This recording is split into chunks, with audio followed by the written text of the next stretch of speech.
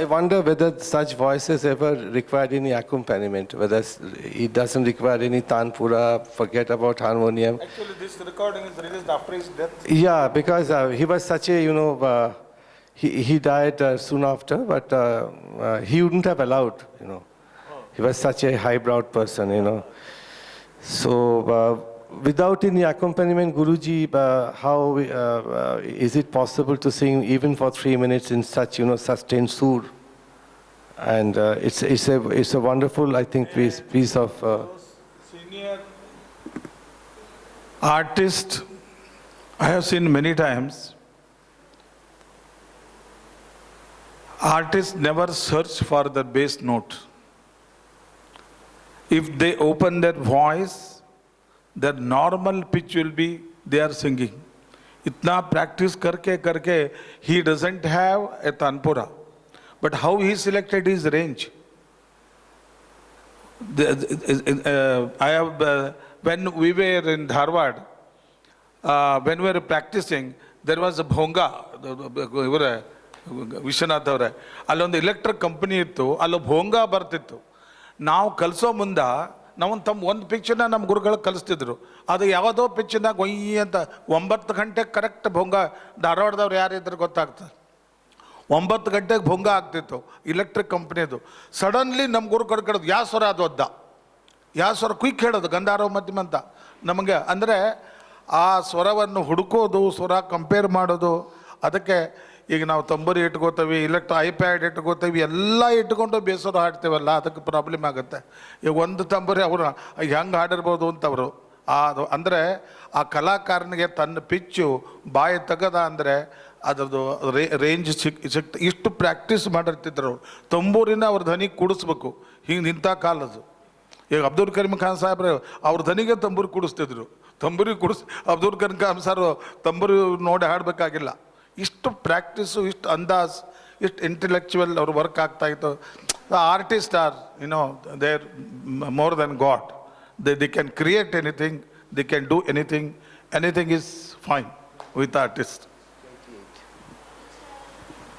This is I feel sometimes I felt Nike Kannada, and when he used the Komal Dhaivat, then it appears as Adhana. But in singing Kannadas, there are many gharanas using different notes. For example, how you sing the, that is Malhar Paiki, Megh Mallar. Some people, Megh Mallar, use the Komal Gandhar. Some people do not use the Komal Gandhar. And some people, for example, the Desi, some Gharana people use the both the Dhaivat, Trivar Dhaivat as well as Komal Dhaivat. Some people use only one Dhaivat. So this, I think, it is more nearer finally when he finished. I think it is, you can say, Adana, because he has touched the Komal Gandhar, or he must have used the Komal Gandhar as a Vivadi note for Nike Kannada. I'll come to another very important artist who made all these classical recordings possible. Her name is Janki Bai Chappan Churi. So we'll just first listen to one of the songs. This is item 28. Then we'll say something about Janki Bai.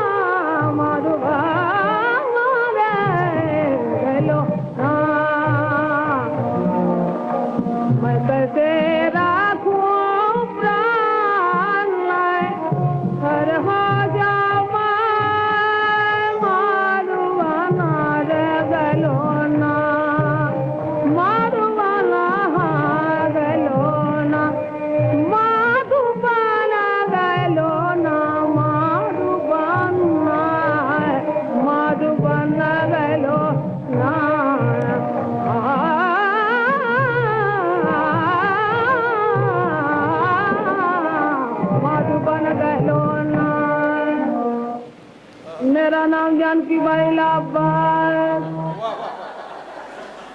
See, she has told her name in Sur. Now open dress and खुला आवाज and जो आता है भावपूरित है, सूर है. और क्या चाहिए संगीत में? What is the essence of music? It was there. Now this Janki Bai was called Janki Bai Chappan Churi, means she was stabbed 56 times. Janki Bai Chappan Churi. Now, nobody knows why she was stabbed. Some people say that she was stabbed by a jilted lover who wanted to take her away from her husband. Some say that it's a other jealous wives, because her voice, you could see even in 1907 recording, what type of voice she had. In fact, she was the highest paid artist, not Gharjan. She was paid 2,000 rupees per records. And her childhood childhood was a very sorry, sort of story, because very sad.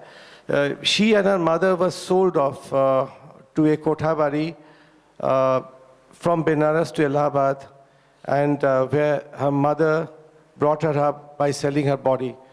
And during that time, 1870s, 1880s, she hired the great Hassu Khan, who later became one of the Haddu Hassu Khans of Gwalior, at a remuneration of rupees 2,000 rupees per month to teach her daughter.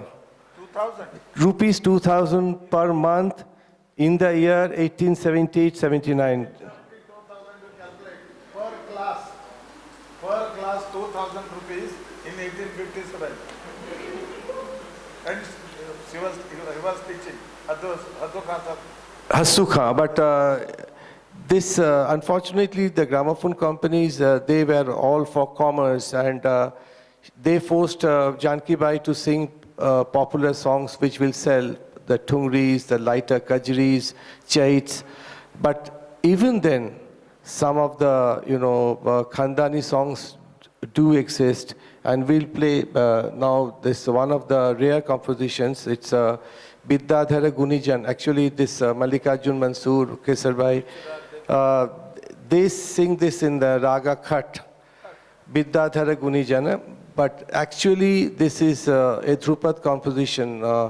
It's a Baiju Bavra's composition. It's four stanzas. It's Asthai Antara, Sanchari and Abhog. They only sing this Asthai Antara. But this is a rare 4-stanza khyal, which was sung by Janki Bai. So let us listen to this item 29.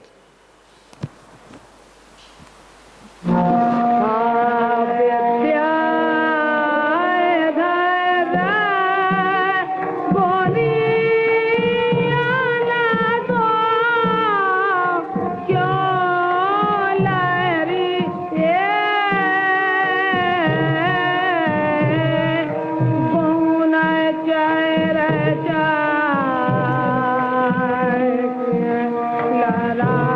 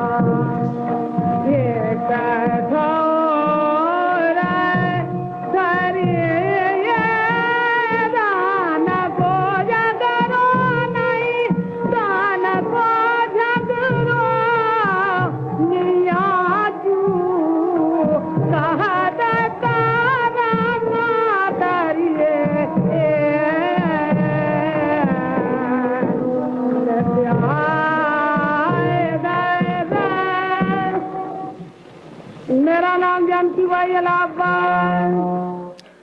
I sincerely wish the future music researchers should look into this composition again and again and try to find out what exactly was the real Gwalior style. Now, whatever we hear today about Gwalior, I don't think it has semblance of, the Gwalior Gaiki which we know today. It's a totally Dhrupad-based Gaiki, not, the Harkat Khyal style Gwalior Gaiki at all, which was practiced by Hassu Khan. And unfortunately, we have never heard any recording of Balkrishna Bua, Ishala Ranjarkarji. Maybe he was singing in the same style, but at least we have one particular, khyal of Janki Bai to guide us through this maze of this controversy, what actually is the source of Gwalior Gaiki. So this record, I suppose, is very important in that context, apart from the musicality. I mean, this is the only khyal I know of where there is a Sanchari. Khyal is always a sthai antara, but here is a Sanchari and Abhog like a Dhrupad composition. So, Guruji, with your permission, I think it's 8:30. I think we should continue with some music. Less talk and more music. So we go to, yeah. Let's talk more music, I agree. But here, if you listen to the Gwalior Gharana, which is mainly a Dhrupad ang se jo aaya hai. So far, jo you listen to the music, every music is like a spring.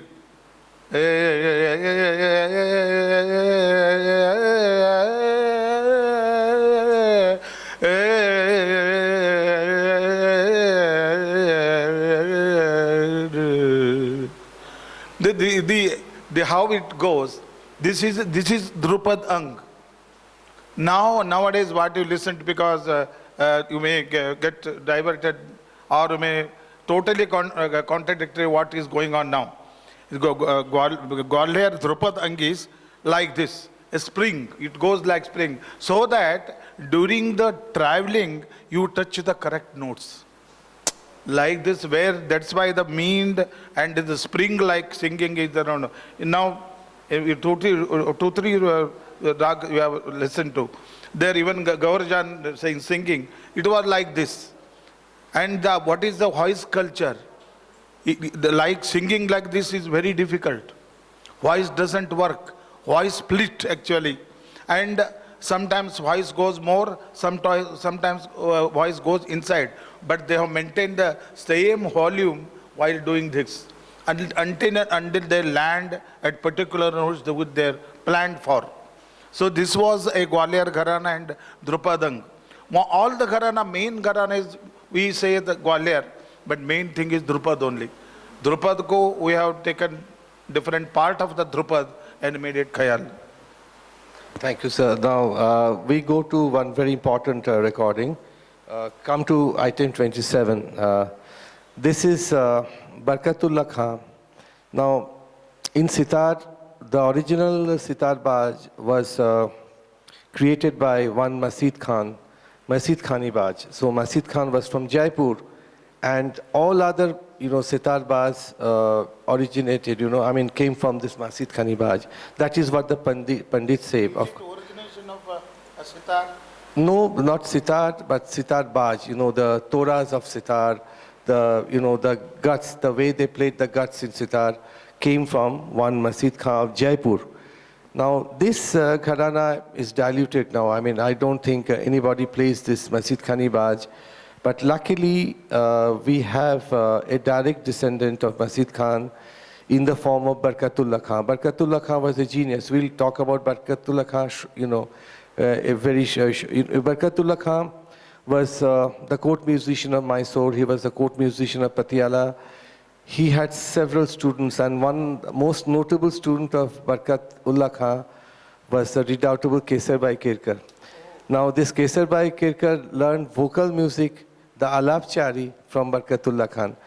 So let us listen to this Barkatullah Khan precious record. It's one of the greatest sitar records ever made, according to me, of course.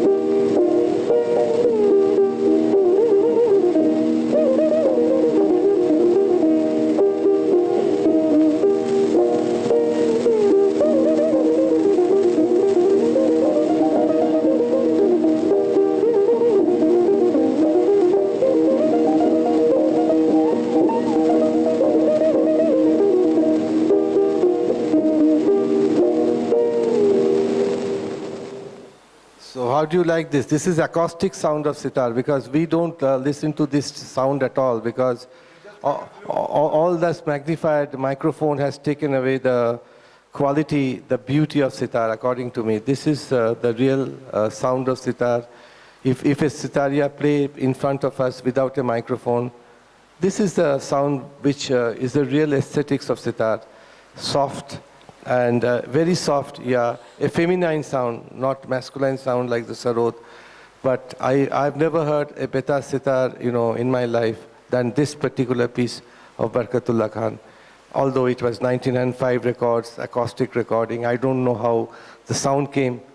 Those who are fortunate enough to, listen to Barkatullah, like Gobind Rao Tembe wrote a lot of, pages. He devoted a lot of pages on Kesarbai. Even Kesarbai Kirkar, was all praise for Barkatullah Khan. But at least we have something to remember the greatness of sitar playing. We now go to, I think, one of those stars, again, Janki Bai made possible that other ustads were recorded. One of them was Kale Khan. Kale Khan, the uncle of, the famous Bari Ghulam Ali Khan. So we'll play, what will we play? This,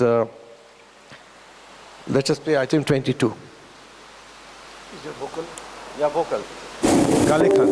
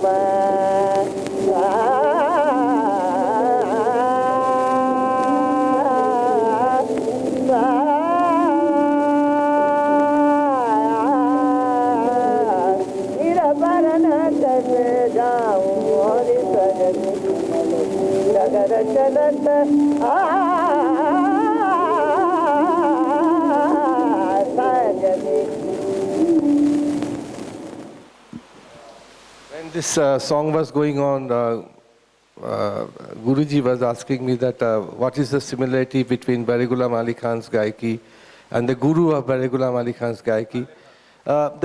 Actually, he has hit on the right point.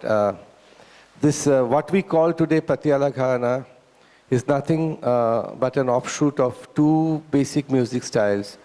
One is the Haddu Khan style, not the Hastu Khan, the Haddu Khan style of Gwalior, and Alia Fatu, this Karnal Singh and Janil Singh, the two,